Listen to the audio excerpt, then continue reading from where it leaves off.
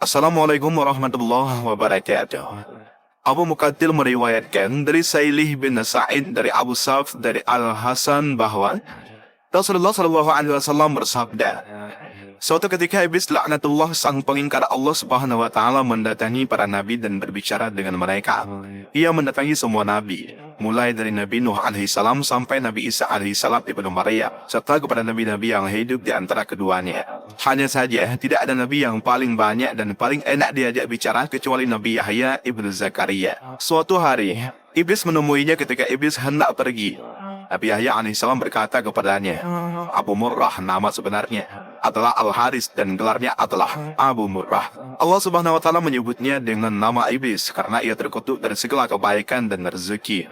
Saat disuruh sujud kepada Nabi Adam alaihissalam, Nabi Yahya alaihissalam berkata kepada iblis, Abu Murrah, aku ingin meminta satu hal kepadamu dan aku harap kamu tidak menolaknya.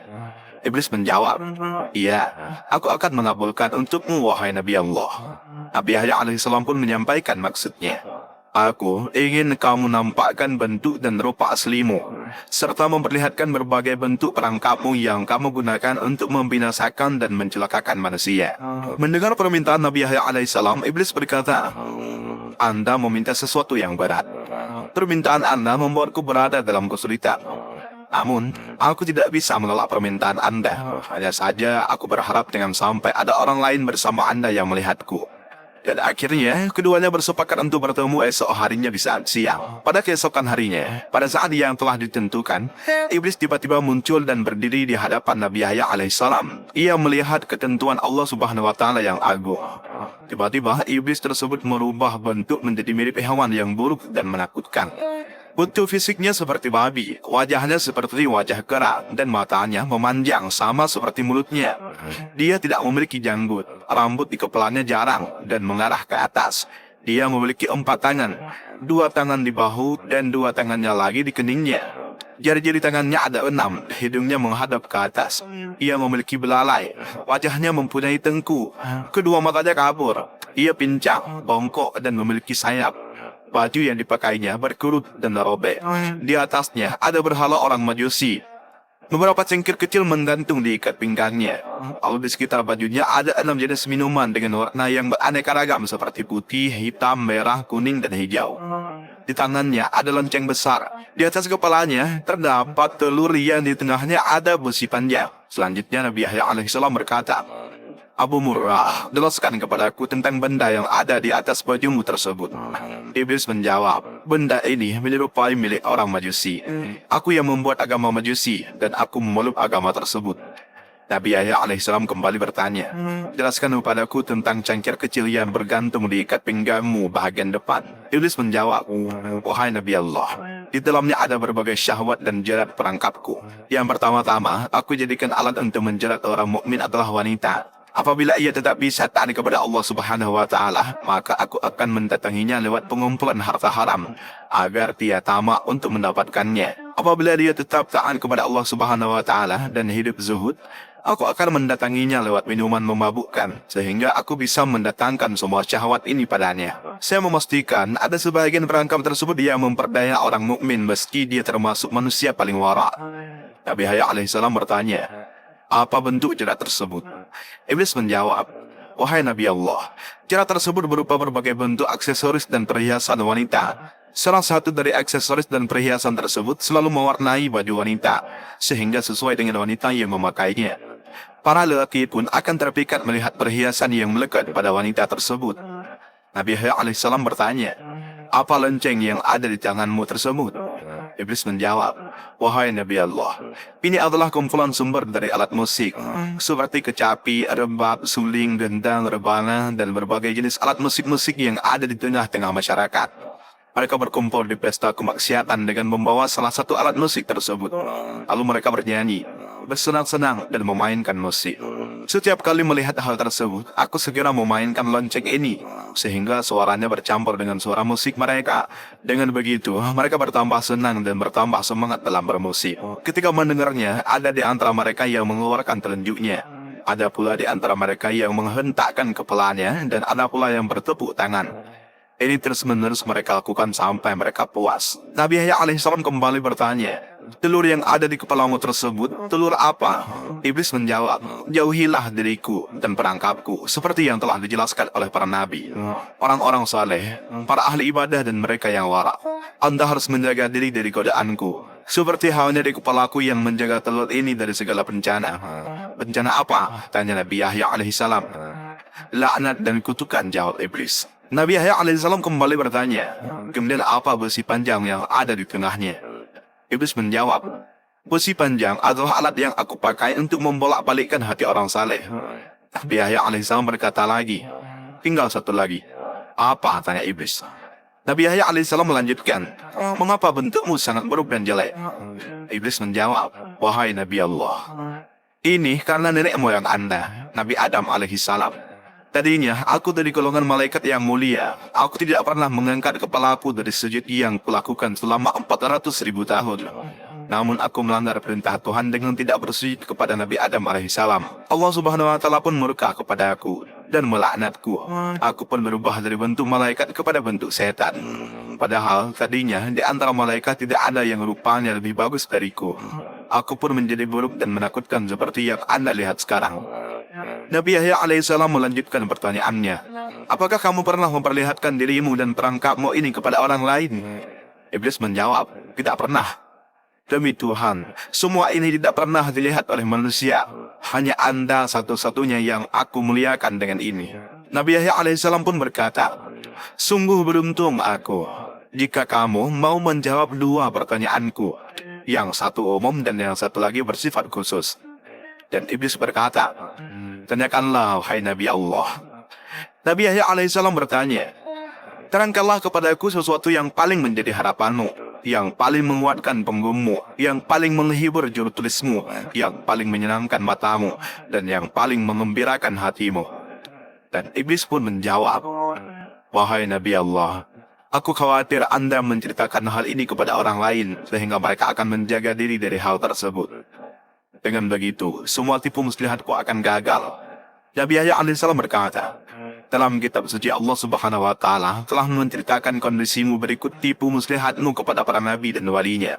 Mereka pun telah menjaga diri dengan cara mereka. Sementara orang-orang yang sesat, kamu pasti lebih bisa menguasai mereka. Kamu dapat mempermainkan mereka seperti tongkat yang dipukulkan kepada bola. Ketenanganmu kepada mereka tidak lebih diperhatikan dan dicamkan daripada ucapan Allah subhanahu wa ta'ala. Dan iblis kemudian menjelaskan, wahai Nabi Allah, hal yang paling aku harapkan dan yang paling menyenangkan adalah wanita. Ia merupakan jerat, perangkap dan anak panah yang selalu tepat mengenai sasaran. Aku selalu berhasil dengan mereka. Aku berhasil menjatuhkan wanita dalam kebinasaan. Ketika menggoda para ahli ibadah dan ulama, mereka bisa mengalahkanku. Lalu aku kirimkan pasukan untuk menyerang mereka. Tapi pasukan tersebut pun kalah. Pada saat demikian, aku ingat dengan wanita, sehingga diriku menjadi tenang, amarahku menjadi reda, emosiku lenyap. Jiwaku menjadi tenang dan kekuatanku menjadi bertambah. Seandainya wanita tersebut bukan dari keturunan Nabi Adam alaihissalam, pasti aku akan bersujud kepada mereka. Mereka adalah maduku. Iman mereka ada padaku. Setiap mereka memiliki kebutuhan, maka aku berusaha membantu mereka untuk memenuhi kebutuhannya. Pasalnya, mereka adalah harapanku, sandaranku, jantunganku, orang kepercayaanku, dan pembantuku. Kemudian Nabi Yahya alaihissalam bertanya, apa manfaat yang kamu dapatkan dengan menyesatkan manusia? Dengan apa kamu menguasai manusia? Dan iblis pun jawab, Allah subhanahu wa ta'ala menciptakan kesenangan dan kesedihan. Allah juga menciptakan yang halal dan yang haram. Dia memberikan pilihan antara keduanya kepada aku. Saat Nabi Adam alaihissalam diciptakan, aku memilih syahwat dan kesenangan. Aku juga memilih yang haram, yang keji dan yang mungkar. Sehingga semua itu yang menjadi kecenderungan dan selera aku. Allah subhanahu wa ta'ala juga memberikan pilihan kepada Nabi Adam alaihissalam. Namun Nabi Adam alaihissalam memilih kesedihan, ibadah, dan yang halal. Sehingga semua itu menjadi tuntunan dan harapannya. Semua hal tersebut menjadi harta dan dagangannya.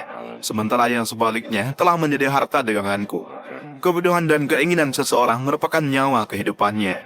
Jika kehidupannya hilang, orang itu pun akan binasa. Betapa banyak makhluk Allah yang ketika kebutuhan, keinginan dan tekadnya hilang, ia segera mati dan binasa. Demikian pula dengan hal ini. Aku telah memilihinya sehingga menjadi syahwat, hawa nafsu dan hidupku. Ketika hal tersebut hilang dariku, maka aku akan binasa. Namun ketika aku berhasil mengalahkannya, aku akan senang dan tetap eksis. Seandainya syahwat, hawa nafsu dan hidupku ada pada orang lain, berarti ia telah mengambilnya dariku. Aku pasti akan berusaha sekuat tenaga untuk mengalahkannya agar ia tetap menjadi penopang hidupku.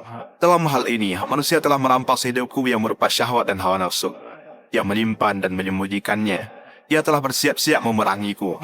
Oleh karenanya, tidak ada jalan lain bagi si pemilik asli untuk mendapatkan haknya kecuali dengan berperang dan mengalahkan manusia yang zalim tersebut. Dan itulah kondisiku. Dan demikianlah, aku senang ketika aku bisa mengalahkannya. Nabi Yahya alaihissalam kembali bertanya, apa bentuk kezaliman manusia sehingga kamu mengatakan zalim? Iblis menjawab, bentuk kezalimannya adalah dia merampas hawa nafsuku dan melimpahnya di tempat miliknya. Kalaulah bukan karena kezalimannya tersebut, aku tidak akan berusaha memeranginya dan mengambil barang halal darinya, sebagaimana ia telah mengambil hawa nafsu dan barang haram milikku. Nabi Yahya alaihissalam bertanya lagi, bukankah tidak masuk akal kalau kamu ingin mengambil kembali hawa nafsumu padahal kamu gembira? Kalau dia mempergunakannya, dia akan bersedih. Namun kalau dia tidak mempergunakan hawa nafsumu dalam segala urusanmu, dan iblis menjawab, kalau ia mempergunakan hawa nafsuku, aku tidak bersedih, tetapi gembira, karena berarti ia telah memenuhi kebutuhanku. Aku malah bersedih kalau ia tak mempergunakannya. Aku tidak meminta kebutuhanku tersebut karena ia telah mengambilnya dariku. Aku juga tidak berharap ia mengembalikannya, sebab hal itu telah melekat padanya. Namun, aku ingin dia mempergunakannya. Ketika ia mempergunakannya, maka itu berarti ia telah memberikan kepadaku apa yang menjadi keinginanku, pilihan dan hidupku. Dia adalah bahagian dariku. Jika dia mempergunakan harapanku, maka itu berarti dia telah membuatku hidup dan bahagia. Pasalnya, dia mempergunakan sesuai maunya. Akan tetapi, kalau dia tidak mempergunakannya, maka itu berarti hawa nafsu tersebut tersimpan seperti tahanan. Jika dia berada dalam keadaan terkekang atau terikat, padahal dia adalah nyawa kehidupanku, sehingga seolah-olah aku dipenjara dan terikat, maka aku menjadi sedih. Dengan begitu, dia mengganti kehidupanku dengan kematian. Oleh karena itu, aku berusaha dengan berbagai cara dan mendatanginya dengan segala tipu dayaku. Aku kerahkan segala perangkat dan sarana. Aku keluarkan semua hiburan berikut alat-alatnya. Lalu aku pukul, aku gerakkan, dan aku lambaikan dengan dia melihatnya. Dengan cara itu, dia mulai bermusik dengan semangat. Dia juga mempergunakan hawa nafsunya yang ada padanya, yang merupakan nyawa dan syahwatku. Aku pun menjadi hidup dan bahagia sampai dia menemukan jalan untuk bergerak dan terlepas dari pohon tersebut. Dan inilah yang belum aku sebutkan untuk siapapun juga semenjak aku diciptakan. Seandainya aku tidak melihat kelebihan dan kemuliaan yang Anda miliki, aku tidak akan menerangkan semua ini kepada Anda. Nabi Yahya alaihissalam kemudian berkata, tinggal satu pertanyaan yang bersifat khusus dan bersifat pribadi yang ingin aku tanyakan kepadamu. Iblis menjawab, iya, tanyakanlah. Nabi Yahya alaihissalam melanjutkan pertanyaannya, apakah kamu menemukan peluang untuk menggoda diriku dalam pandangan, ucapan lisan, atau etikat kalbu? Iblis menjawab, secara umum memang tidak ada, hanya saja ada satu hal dari Anda yang menarik bagiku. Meski begitu, itu sudah cukup bagiku. Ada satu pintu utama yang bisa aku manfaatkan untuk menggoda diri Anda. Ketika mendengar perkataan iblis tersebut, wajah Nabi Yahya alaihissalam menjadi suram. Ia bingung, hatinya sedih, jiwanya terperanjat dan kaget. Nabi Yahya alaihissalam berkata, apakah itu wahai iblis? Anda adalah orang yang banyak makan. Kadangkala Anda terlalu banyak makan sehingga menyebabkan pencernaan Anda tidak sehat. Kondisi Anda juga menjadi lemah, ngantuk dan malas dan gampang tidur. Kadangkala Anda tidur di saat Anda harusnya bangun di tengah malam untuk beribadah. Ini yang menarik bagiku dari diri Anda. Nabi Yahya alaihissalam berkata, dengan kondisi tersebut, kamu mendapatkan kesempatan untuk membelaku? Iblis menjawab, iya wahai Nabi. Nabi Yahya alaihissalam berkata, apa yang membuatmu gembira dengan itu? Anda tidak mencamkan apa yang aku sebutkan pada Anda. Aku akan mengiring Anda pada sesuatu yang dibenci oleh Allah Subhanahu wa Ta'ala, yang tentu saja menjadi sesuatu yang aku sukai. Sebaliknya, sesuatu yang disukai Allah Subhanahu wa Ta'ala adalah sesuatu yang aku benci. Ketika manusia memilih sesuatu yang aku benci, aku tidak berdaya atasnya, sehingga aku berusaha sekuat tenaga untuk menipunya sampai dia memilih apa yang aku sukai.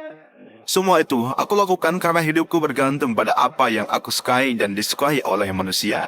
Sebaliknya, kematian, kebinasaan, kehinaan, dan kelemahanku terletak pada apa yang aku benci dimanfaatkan oleh manusia. Ketahuilah, yang aku benci adalah barang yang halal, yang baik serta kesedihan. Yang aku sukai adalah barang yang haram, yang buruk serta kesenangan. Allah Subhanahu wa Ta'ala telah mengingatkanmu dengannya. Anda cukup beruntung, wahai Yahya. Iblis mengatakan, ia telah memberitahu apa yang mungkin kesempatan yang didapat dari Nabi Yahya alaihissalam. Nabi Yahya alaihissalam berkata, sepanjang hidupku, hanya itu kesempatan yang bisa kamu dapat dariku. Iblis menjawab, ya, tidak ada lagi. Hanya itu.